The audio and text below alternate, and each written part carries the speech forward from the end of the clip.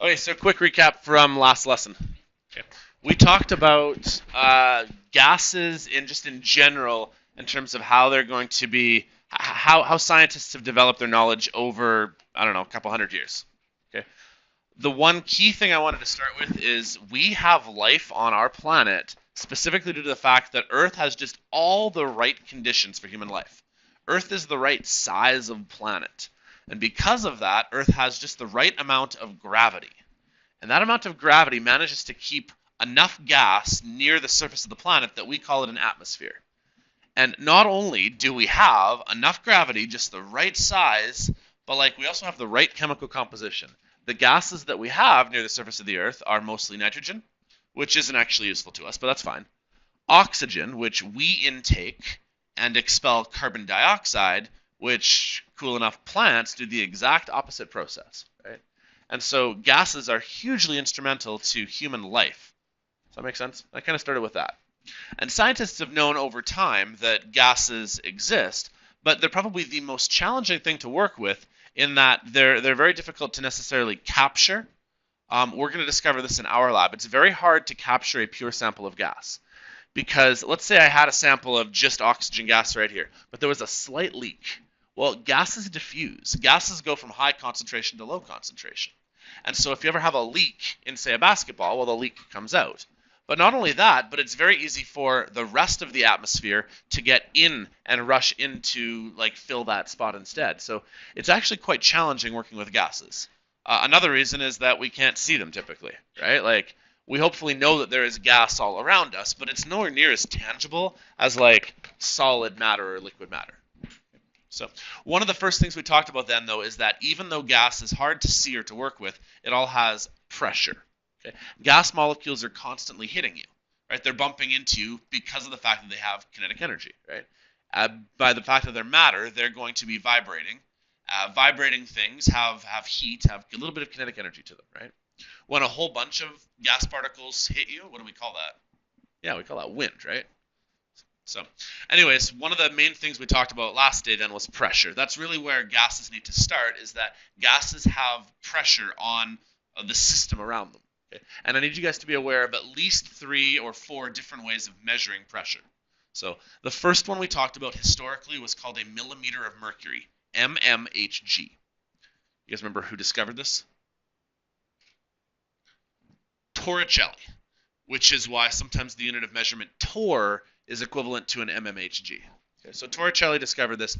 He made a mercury barometer. It's basically a thermometer, only thermometers measure heat, barometers measure pressure.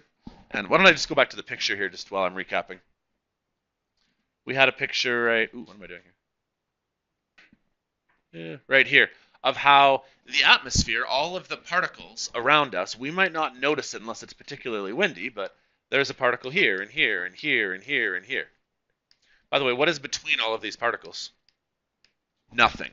Yeah, that's one of the hardest things I think for kids to wrap their mind around at first is that between this nitrogen and this oxygen and this carbon dioxide, this space right here literally has nothing. Right? You might call it a vacuum. Anyways, these particles, though, they're moving. They're bumping around. This one goes that way, this one goes that way. So as some particles are moving, some of them will be hitting this bowl of mercury, and hopefully you kind of get the concept. As these ones get hit, it pushes the mercury up the tube. So what sort of the things affect pressure? What are some of the variables we need to consider?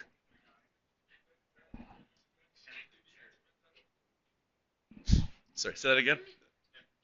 Yeah, temperature is one. Yep. If it's hotter out, what's going to happen to the molecules of gas? They're going to have more heat. They're going to have more energy. They're going to move faster. They're going to apply more pressure. Right. What if? What's the other main factor? Yeah, altitude. Yeah, because as we go further up in altitude, the density decreases and there's less atmosphere. So on top of Mount Everest, you need to bring oxygen gas in because there's just, I mean, if you know your physics, distance affects gravity. The further away you are from Earth, the less gravity there is. So there's less of an atmosphere. So the higher up you go, the less pressure there is too. So, okay. Anyways, that's one unit of measurement. I need you to know millimeters of mercury. The other one is the very scientific unit. Where is it? I saw it here. Kilopascals. Okay, we're actually going to try to calculate things in our lab on Thursday in kilopascals. A kilopascal is how many newtons of force there is over an area of a meter squared. Okay, and this uses scientific units. Another way that we can measure pressure would be in atmospheres. I don't know that I have a note on this somewhere. Here's one. Atmospheres. Basically, the idea is, well, rather than working with 700 or 100 numbers, let's standardize it and make sea level be 1 atmosphere. Sea level seems like as good a place as any.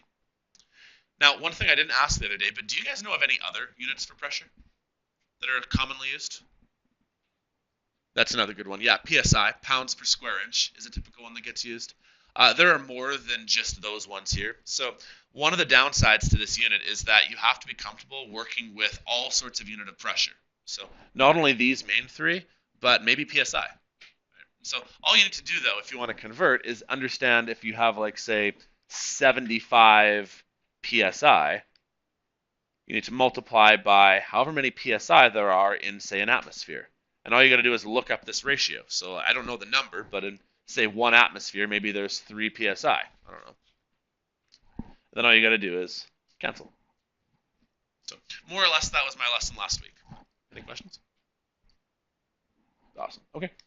So let's start with today's topic. I want to introduce you to another scientist. This guy's name is Robert Boyle, hence the topic Boyle and Charles's laws. Boyle noticed this really interesting thing when he did an experiment. He discovered that when he was trying to measure that pressure that a gas would have and compare it to the volume, that it always equaled the same number, a constant, when he multiplied them. And before I go any further, I think I should just show you this picture here. So here's a picture. He found like a syringe, and he made this airtight. And this is one of the most difficult things for me to do in my labs, is that it has to be airtight. It has to be a closed system. You guys know what a closed system is? I know some of you guys are nodding because we did it in physics. You guys in grade 11, do you know what a closed system is? Or should I do a review? I should do a review. Okay. 3 types of systems. Okay. You've got what's called an open system, a closed system, and an isolated system. Okay, let's use our room as an example. Our room right now is an open system because the door is open. If you want to, you could leave. Okay, you would be considered matter. So as an open system, if matter can go in and out at will, then it is open. That makes sense? Close the door. Now you, in theory, can't go in or out. Right? In the chemistry world, this means that you're capping your beaker. You're sealing everything in. We need to have closed systems, especially when working with gases, because gases will escape and enter so easily. Does that make sense? This is going to be our biggest challenge in our labs, is that we have to maintain a closed system, because if we have something that we believe is airtight, and there is even just a slight leak, well, this gas inside will leave, and maybe new gas takes its place, right? So, the third type of system, by the way, isolated system. Grade 12, help me out. Describe an isolated system. Yeah, is an isolated system possible? Not really, because of the second law of thermodynamics always says that heat will go from warm things to cold things. So, though a true isolated system would basically have no friction and would never lose heat as well. So, anyways, do you guys get the idea of what I described? Though we need closed systems. Wait, back to this then. Boyle has a closed system, and he entraps a bit of gas inside here. It doesn't really matter what type of gas there is, but he traps it. And he manages to measure the volume, because the volume is easy to discover. And he measures the pressure by pushing down on this plunger. Now, as a way of measuring the pressure, he did more or less what we're going to do. To find that pressure, he figured out how much force there was over the amount of area. In terms of units, it was newtons over square meters. How would you measure force? What is the units for force?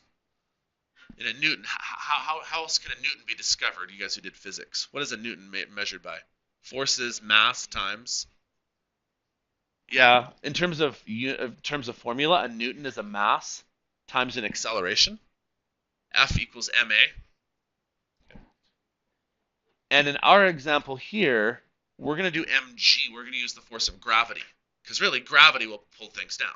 So what we're going to do in our lab is we are going to use these plungers right here. We're going to put masses on top one at a time. We're going to add more mass to the top. And then the mass is going to want to force the plunger down. It's really easy for us to weigh an item. We're just going to use things like weights and textbooks and whatnot. And as you add more weight to it, if you had 3 boxes on here, eventually, as you put more and more weight on top of it, as I add more and more to it, it forces it further and further down. Does that make sense?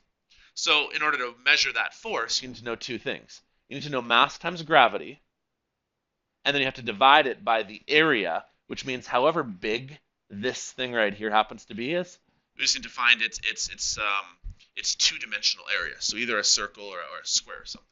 So I'll show you how to do this in our lab, by the way. So anyways, he figured how much pressure his plunger was getting pushed down by, and then he measured how much volume was left. And he discovered this really cool relationship, is that whenever he took this number here, how much pressure he had and how much volume he had, when he multiplied those numbers, it always equaled the same thing. And I'd like to show you that in this example right here, and maybe the one on the next page. I think I have one there too. So right here, let me just make up a number for pressure. Let's say that right here, the pressure was equal to 1, just for sake of keeping it easy. And right here, the volume was equal to 1. He's not even putting any books on here, let's just say. Right. There's still pressure though, right? Why is there still pressure? Yeah, just general atmospheric pressure, right? Well, let's say that he manages to double that. So now rather than pressure being 1, now pressure is 2. Well, what he discovered is the volume became half as much. Right here, pressure times volume was 1 times 1 to give us 1. Well, in this next scenario right here, it's still the exact same closed system. And when he did pressure times volume, it was supposed to be equal to 1 still, but it's because double the pressure meant half the volume. And in this third example, if he tripled the pressure, it meant he had 1/3 of the volume. And he discovered this really unique ratio, which we would call an inverse relationship. As the pressure increased, the volume decreased. Does that make sense? Hopefully you can even visualize this. As I push down more and more and more, as I increase how much pressure I push with, the volume decreases. Is it possible, do you think, to make this volume down to 0? Why not? What was that? Yeah. Now think about what's happening inside here, right? Inside this container right here is a whole bunch of gas particles. And in between them, as we've already mentioned, is literally nothing. Right? Now, as we add more pressure, those same number of particles, however many particles there were, well, now they're closer and closer together. While that same number of particles here gets even closer and closer together. And the space in between them gets decreased. But to a point, right? Eventually, I have to compress this thing so much that I can't compress it anymore because the particles themselves still have to take up space, right? And so you might actually compress it to the point where the gas inside is basically as dense as a solid would be. Right? All of these gaps in between here have been filled in. So here's the word I need you guys to know. Boyle discovered there was an inverse relationship. If you up the pressure, you decrease the volume. Or if you up the volume, you decrease the pressure. I want to talk about a different example that is actually part of your assignment. So I'm kind of giving away one of the questions. What happens when you open a bottle of pop? What are you doing? Yeah, you're creating what used to be a closed system is now an open system, right? And in doing so, what happens to the pressure? Is there more pressure inside the can or outside of the can in terms of like how pressurized that pop is? Hopefully you guys would agree that there's pressurized carbon dioxide inside the can of pop, right? Now, what happens as soon as you open the system? What happens to that pressure?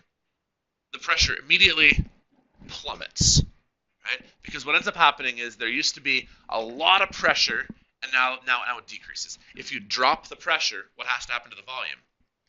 It increases. Now, what happens if there is a whole bunch of gas inside there and you've shaken the can up? It explodes on you. So I said, you guys can go grab your yogurt here. Joseph can go grab her yogurt.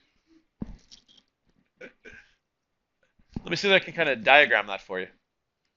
I can explain why a can of pop explodes. You have your can of pop, and inside there's a whole bunch of carbon dioxide gas that is highly, highly pressurized. So let's say the inside right here, the pressure is, say, 100. Just making up a number. As you crack the lid of the pop, the outside world, say, has a pressure of, say, 20. I'm just making up numbers. Well, that highly pressurized system all of a sudden drops. And so if the pressure drops, the volume has to increase. Right? Which is why that carbon dioxide immediately now leaves the container. Now, if the can of pop has been shaken, here's what happens. Normally the carbon dioxide is right on like the edges of the container, especially the top. And so when you crack the can of pop, the carbon dioxide is right on the top and on the edges, so it doesn't usually splash over and explode on you. What happens if you shake it up? Well, now the carbon dioxide is evenly distributed throughout the entire container. And so when the carbon dioxide needs to then escape the system, it brings with it a lot of pop with it, hence the pop explodes on you. Does that make sense? So it's just basic Boyle's law. As one increases, the other decreases. Yeah, I have another kind of picture here kind of illustrating the same thing here. Here he was measuring at the same temperature. He made sure to keep temperature consistent. He had a pressure right here, and the pressure would require this much volume.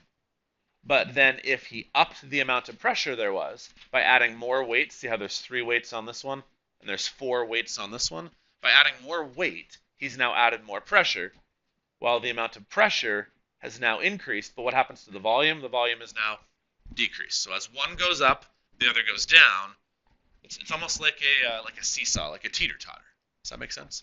The word we give to that in physics, if you haven't heard this word before, is an inverse relationship.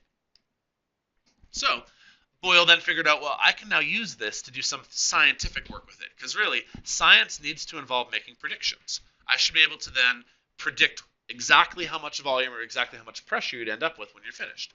And he came up with this formula. This is known as Boyle's law. It's P1V1 equals P2V2. And you might notice this looks almost the exact same as our concentration formula from the previous unit.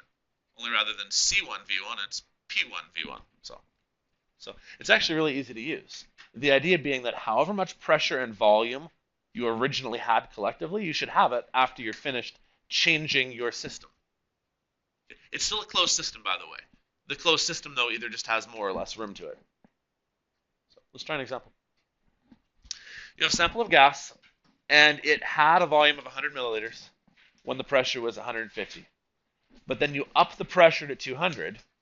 What's the new volume? So before I even do any math, make a prediction. What will happen to your pressure? Or what's going to happen to your volume? Will you have more volume or less volume? What will happen to your volume? Will you have more or less of it? Darian, you said less. Why?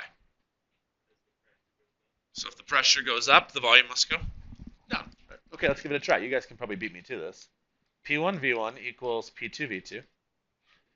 By the way, it does not matter what units you're in, because if you're watching them carefully, they'll cancel, so long as you're consistent. If your first pressure was 150 kilopascals, your original volume was 100 milliliters, your final pressure was 200 kilopascals, and you're looking for volume 2, all you've got to do is divide by 200 on both sides, right? So I need to point this out right now. It does not matter whether our pressure was in kilopascals, atmospheres, millimeters of mercury, psi, or any other crazy unit you have. As long as this kilopascal right here and this kilopascal right here are in the same unit, it does not matter, they'll cancel. So you don't have to convert your units so long as they are of the same type. You understand what I'm saying here? If this was in psi and this was in psi, you're golden. However, let's say this one was in atmospheres and this one was in psi, then can you just divide them? You'd have to make them the same. Anyways, you guys beat me to this, right? What's 100 times 150 divided by 200? Anyone have an answer here? Cool. 75.0. Darren, you already beat me to the point here, I guess. Don't forget sig digs, right? So 3 sig digs, 3 sig digs, 3 sig digs, 3 sig digs. There you go. That makes sense? It's really easy, actually. Okay, sample of gases at 350 kilopascals in 800 milliliters. We're now going to reduce the size of the container. So we used to have this much volume. We're now squishing it in. Why can it squish in? There's lots of empty space. What do you think has happened to the pressure? It must have gone up, right? Really, the pressure is what causes this volume to decrease. So 350 times by 800 equals an unknown pressure times by 250.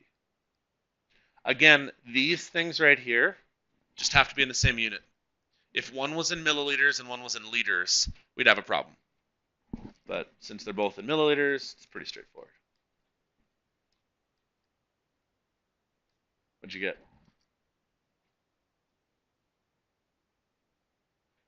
You have it?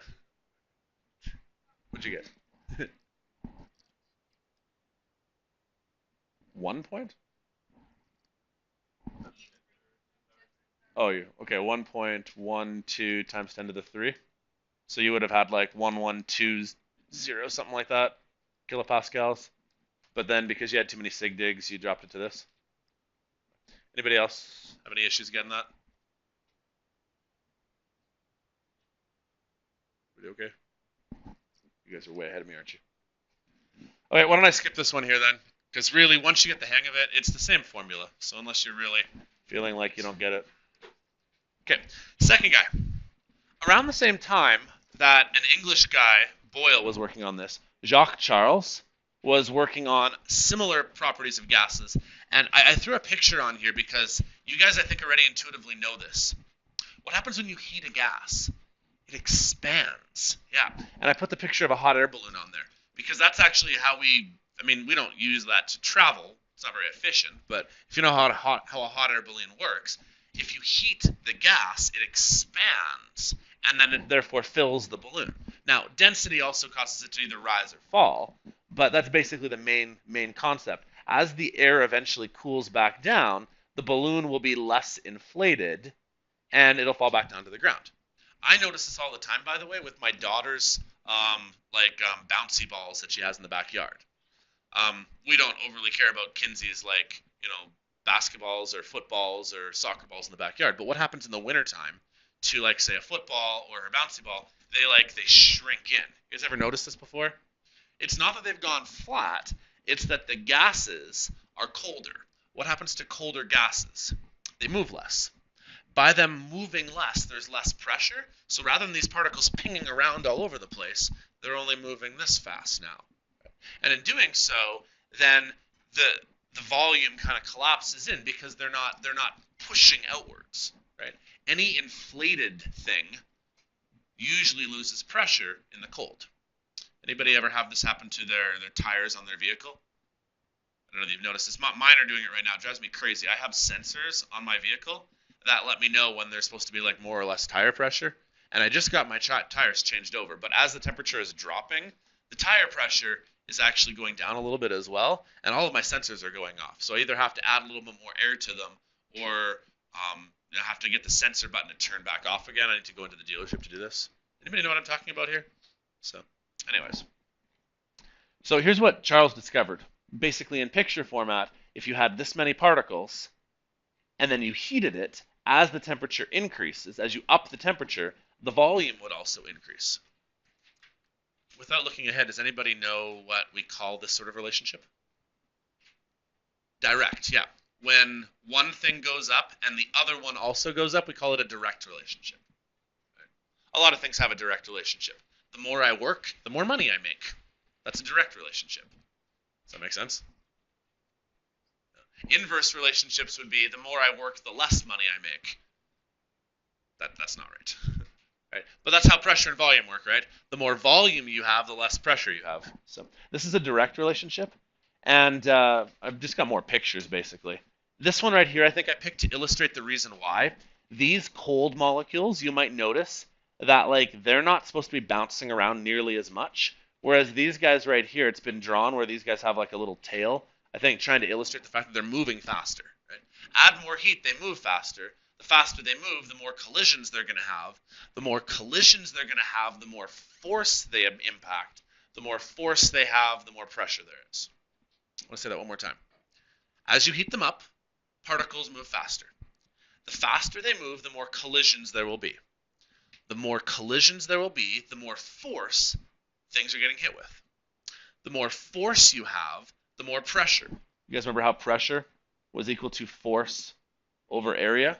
If you increase the amount of force you have, that increases the amount of pressure you have. So, therefore, if you increase the amount of pressure you have, by adding more pressure, it's then therefore adding more volume. So, here's what Charles did, though. This was actually brilliant. He made a graph out of it, which is what we're going to do in our lab, by the way. He made a graph. He had how much temperature there was versus how much volume. And you might notice that as you increase the temperature, as these guys increase, these ones here also increased. So if you were to make a graph out of it, it would look something like this, where it's a nice linear graph. Nice linear graph. But he was really smart. He had a theory. He was like, hang on a sec here. What would happen then if I extrapolated it backwards and tried to find my x-intercept? Because right over here on your graph is the x-intercept. At this point right here, this was a graph of temperature. No, I've got this wrong here. This was a graph of temperature. And then on this axis right here was your volume. And he said, well, what if I try to make my volume 0? Is it possible to have 0 volume? And it's not, though, because the particles themselves, even if you squish them in so close, and they're hardly even moving, the particles themselves, the 6 gas particles inside there, they still have volume. But let's assume that for all intents and purposes, that the volume was essentially 0. What temperature would that require? And he discovered that basically if he had a nice regression here, that this point right here was at negative 273 degrees Celsius. And we've actually now since given this thing a name. We call this absolute zero. Has anybody ever heard of this before? Absolute zero is an entirely theoretical idea. The idea is what if there was literally no heat whatsoever, no energy? It was all removed from the system. So, I mean, we're talking a hypothetical because in a true isolated system, sure, energy wouldn't move. But we don't think that's possible because heat always transfers from hotter things to colder things. But here's the suggestion. If we can make it truly isolated and have no heat whatsoever, then this would be the lowest possible temperature. And so at negative 273, that's absolute zero. So I have that on the next slide here. Now, this is actually the more appropriate scale to use in chemistry. I want to kind of pause for a second here. Why do we pick 0 as kind of like our 0 number? What rationale was there for that? Yeah, water freezes there, but why did it have to be where water freezes? Why couldn't it have been where nitrogen freezes or where methanol freezes? Okay, now I get it. Water is a huge part of our bodies and a huge part of our ecosystem, but isn't water just kind of a random arbitrary thing to have? Because of that, we can have negative temperature. And we all recognize negative temperature, especially living in Canada, as negative is when it goes below freezing and it gets cold. Right? But it can get much, much colder than that. It actually makes way more sense from a chemistry point of view to actually have temperature be on what's called an absolute scale, where you can't have negative temperature. Can you have a negative volume? Can you have a negative mass? Can you walk a negative, well, that's actually not true. Because you could walk a negative distance if you go backwards, I guess. But, can you have a negative mass? No. Why can you have a negative temperature? Right? Now, we intuitively get it because we understand negatives exist, but it actually makes more sense to basically have absolute zero literally be the number 0, where there is no temperature whatsoever, and then work our way up from there. And so there's actually another system of measuring temperature called the Kelvin scale, which I have listed right here. Okay. So a couple of notes here. You guys have heard of degrees Celsius. In the United States, they work with degrees Fahrenheit. Okay. Well, there is a third system I need you guys to know, and this is the one we have to work in, by the way. I'll explain why in a bit, but it's called Kelvin. Just so you know, they don't actually call them degrees Kelvin. They just literally call them kelvins. Okay, you wouldn't call it a degree Newton. You wouldn't call it a degree kilogram. Okay, we just call it a Kelvin. Okay, and the Kelvin is let's start at 0 unit of measurement for temperature. So the way it works then is that since absolute 0 Kelvin was equal to negative 273 degrees Celsius, it means that if we're talking about 0 degrees Celsius, then that is 273 kelvins. So even when it's really cold outside, and we're like, whoa, it's freezing out here, it's below 0, is there still heat? Yeah.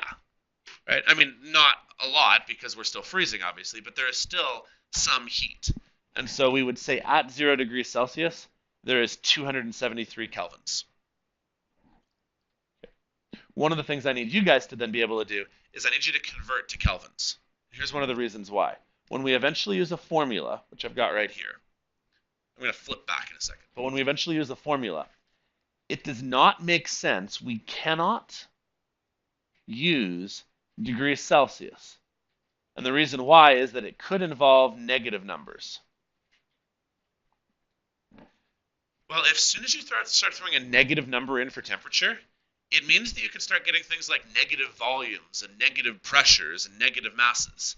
But I just mentioned that earlier. We don't have negative volume and negative mass. Right? That's not really how the world works. Right? We have to start at 0 and work our way up. Unless you want to like do science fiction-y type stuff and say you live in like the negative world or something. That's not what I'm talking about here. So here's what I need you guys to know how to do. And I'm going to write it down on this slide right here. In order to convert, the conversion basically is that if you want to get your Kelvin value, you have to take your Celsius number. And I got to get this right here. To get your Kelvin number, you need to take your Celsius value, and you need to, what was it? 0 is that. So you need to subtract 273. I have that right. Kelvin is Celsius minus 273. No, plus 273. Kelvin is Celsius plus 273. And if you want to get Celsius, it is Kelvin minus 273.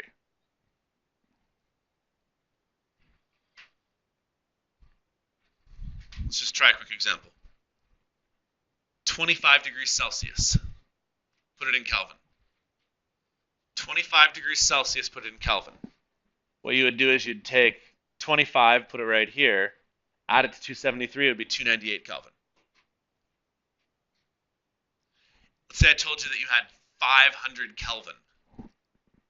If you had 500 Kelvin, you then subtract 273 to give you 227. Okay. I would really recommend write these formulas down in your data booklet. They don't really give you those ones in there. So either add 273 or subtract 273 to get yourself a Kelvin measurement.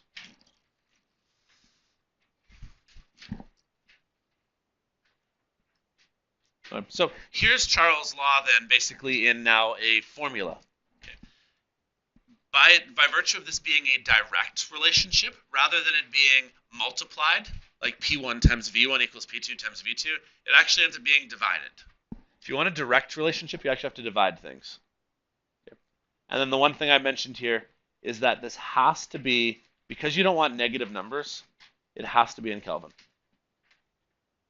So let's try some examples. You have a gas at temperature of 25 degrees Celsius at 22 liters, and we heat it to 150 Celsius. We now need to know the new volume. The first thing you're going to have to do here, though, is because these measures are in Celsius, we have to put them in Kelvin. So 25 Celsius, we're going to need to add 273 to give us 298 Kelvin. And then 150, we're going to have to add 273 to give us 423 Kelvin.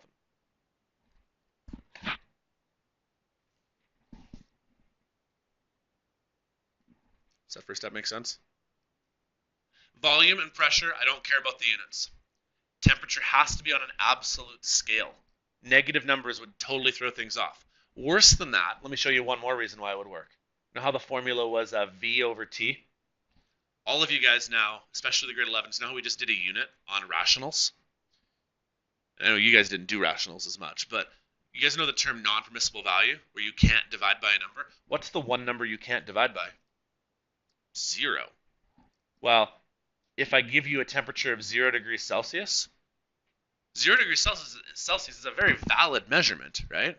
But we can't divide by 0. Does that make sense? So rather than dividing by 0, you have to divide by 273 Kelvin instead. Anyways, if you get my point, let's just do the example now. Volume over temperature equals volume over temperature.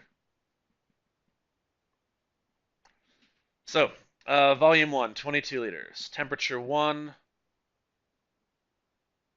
25, that was 298 Kelvin. And then volume 2 we don't know, but temperature 2 is 423 Kelvin. How do I get V2 by itself? How do we isolate for this volume 2 right here?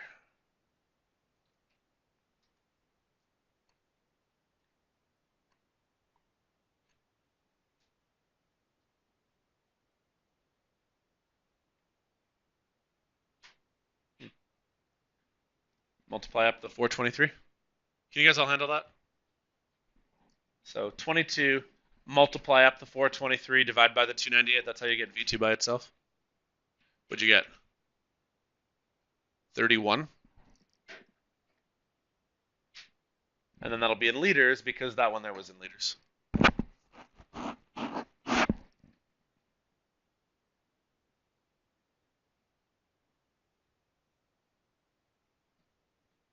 Trying to find a setting where I can extend my page, but I don't know where that one went. View.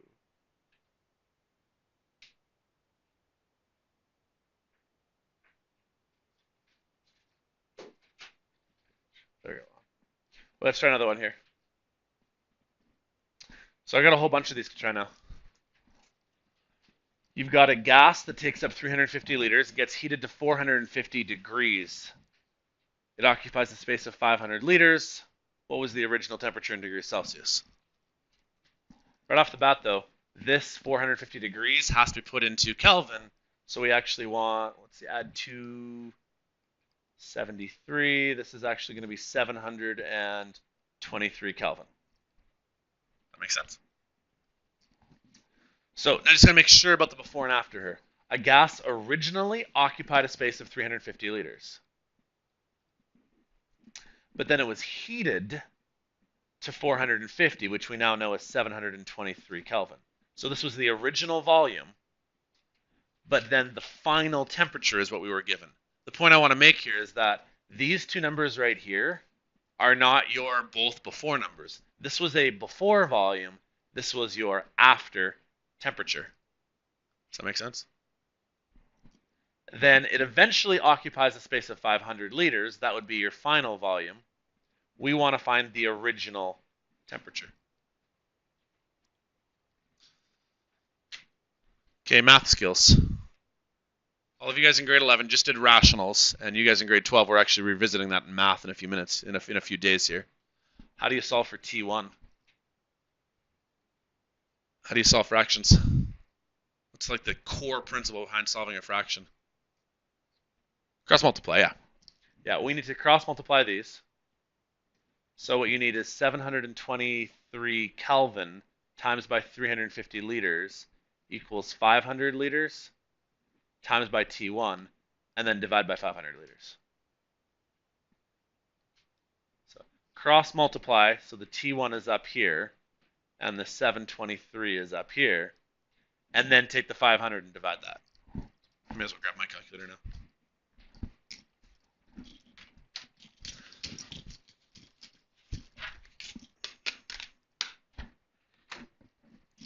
So 723 times by 350 divided by 500. I got 506.1. Now, that 506.1 that I ended up getting, that is a Kelvin temperature. If I want to go back to degrees Celsius, what do I have to do though? Yeah, you still got to subtract 273. So to get it back to Celsius, I have a final answer of 233. Sig digs become a lot more challenging on degrees Celsius values. Because let's say that I give you a measurement of 5 degrees Celsius. You would think 5 degrees Celsius has 1 sig dig.